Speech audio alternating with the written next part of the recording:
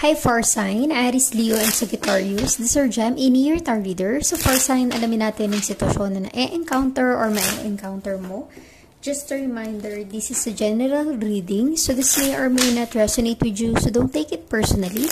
This is just a guide. This is also a timeless reading. So kung mapanood mo ito sa ibang panahon at ibang pagkakataon, possible na nakatadhanang mapanood mo ang reading na ito.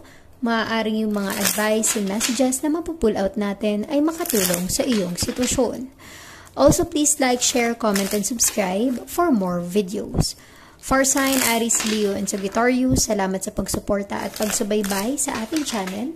Na-appreciate ko lahat ng comments and messages nyo sa ating videos. Far Sign, Aries, Leo, and Sagittarius, give me your energy. Far Sign. You have the Moon. A strong Pisces energy. Maaaring ang iba sa inyo ay involved sa Pisces. The Chariot. A strong Cancer energy. Baka may Cancer energy sa iyong sitwasyon. And the Hierophant. A strong Taurus energy. Okay. Far Sign, Aries, Leo, and Sagittarius, I'm sensing here, there is someone may sinisikreto. Maaring ito ay relationship mo with your person or maaring ito ay legal matters. You have the Hierophant. May mga bagay kang hindi alam. Nililihim, hinahide, na yet matutuklasan mo, yet to reveal. You have the Chariot in your energy. Making a plan, taking action. Let us clarify Far Sign, Aries, Leo, and Sagittarius. What is this energy? Let us clarify the Chariot energy for Far Sign, Aries, Leo, and Sagittarius.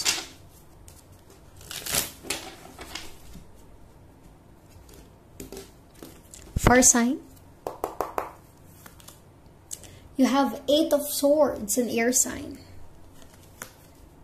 And Knight of Wands, a Far Sign. I'm sensing here, Far Sign, maaaring your person, may iba siya. Maaaring meron siyang nagagawang hindi maganda dahil padalos-dalos sa desisyon. Maaaring energy mo ito or energy ng person mo. Nasisense ko dito, Far Sign, kung energy ito ng person mo na siya yung nagdidesisyon ng hindi pinag-iisipan, meron siyang nasasaktan. Diba?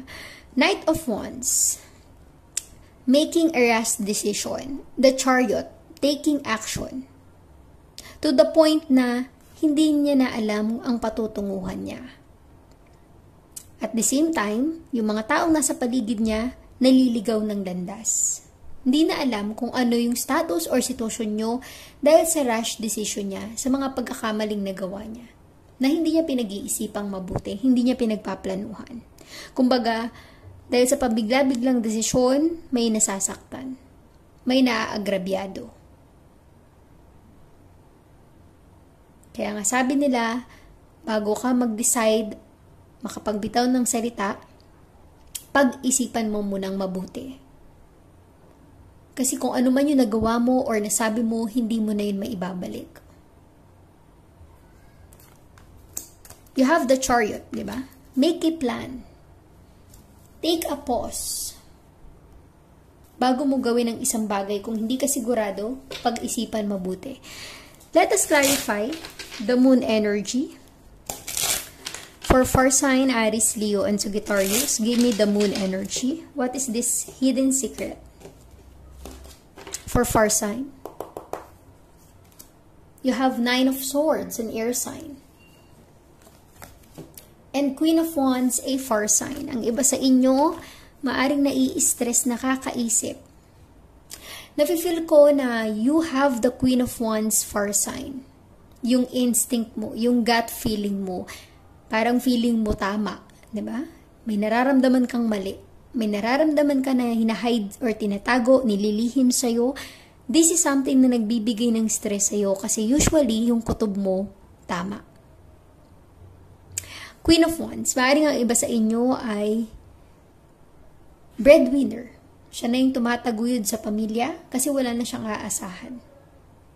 Kung ikaw ay connected with your person, parang feeling mo, wala ka nang makukuhang tulong sa kanya.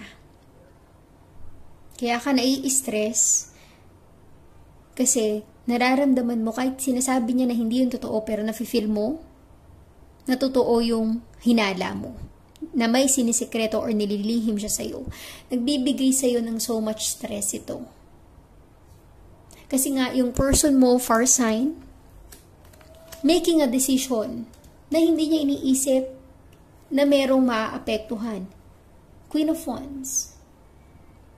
Kung kayo ay may mga anak, 'di ba? Hindi niya yun nakukonsider yung feelings ng mga taong mahal niya, yung feelings ng mga taong nasa paligid niya, kasi sarili niya lang yung iniisip niya. Kaya ka nai-stress, kaya ka nahihirapan, fire sign. Kasi pilit mo siyang iniintindi sa mga ginagawa niya, pero parang wala.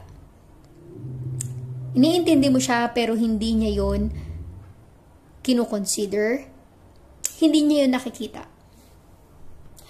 Let us clarify the Hierophant in your energy. For sign, Aries, Leo, and Sagittarius, give me the Hierophant in your energy.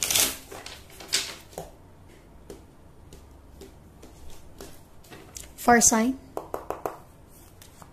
you have Queen of Swords, an air sign. And Seven of Pentacles, an earth sign. Kung ito ay patungkol sa kasal nyo, tingin ko, ang isa sa inyo tatapusin na yung relationship. Parang, there's a separation, breakup, Queen of Swords. Kaya nang putulin yung connection or relasyon na hindi na siya masaya. Diba? Confidence sa sarili. Kaya niyang i-let go. Kasi tingin ko, matagal na panahon ka nang nagtimpe. Matagal na panahon ka nang umintindi sa person mo, pero walang balik sa'yo. Diba? Ikaw lang yung laging umiintindi at umuunawa sa relasyon nyo. Parang ikaw lagi yung nag-aargrabyado, pero hindi niya yun nare-realize. Kaya ikaw, tingin ko, pinuputol mo na yung connection mo with your person. Maaaring may annulment, may separation, a legal decision, marriage na kailangang i-break or paghiwalayin. Kasi pagod ka na eh. Ayaw mo na. Queen of Swords, parang mas wise ka na ngayon. Natama na yung pagka-martyr. Naalisin na yung pagpaka-martyr mo sa maling tao. Diba? Kasi kung hindi naman niya na ibabalik yung deserve mo, bakit ka pa magstay? Kung iisipin mo para sa anak nyo, hanggang kailan? So, nasa sa iyo ang desisyon, for sign, Aries, Leo, and Sagittarius, pero nafe-feel ko na confident ka sa sarili mo na bitawan ang relasyon na hindi ka na masaya. Let us see, Angel Guide, give me some message, advice for sign, Aries, Leo, and Sagittarius.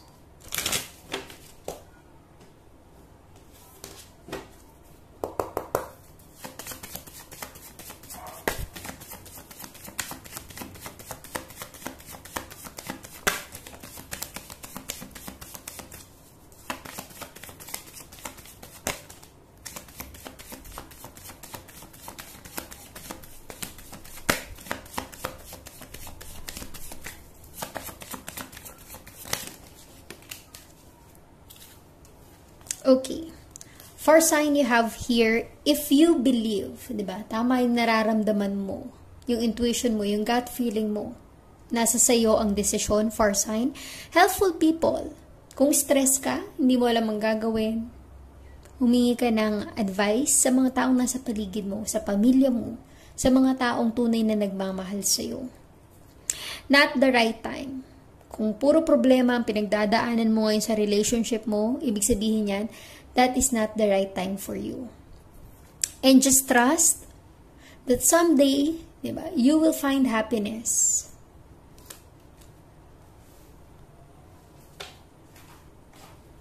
Let us see, Oracle Guide, give me some message, advice for fire sign, Aries, Leo, and Sagittarius.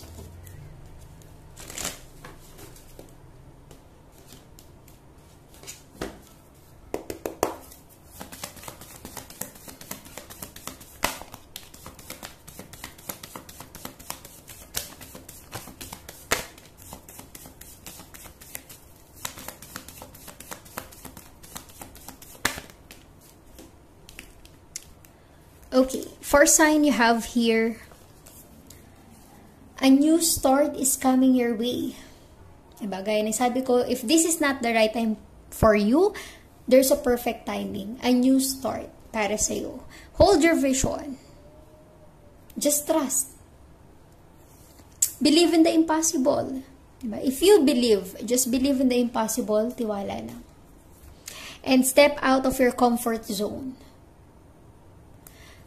So thank you, Fire sign Aries, Leo, and Sagittarius. Please like, share, comment, and subscribe for more videos. Thank you, Fire sign.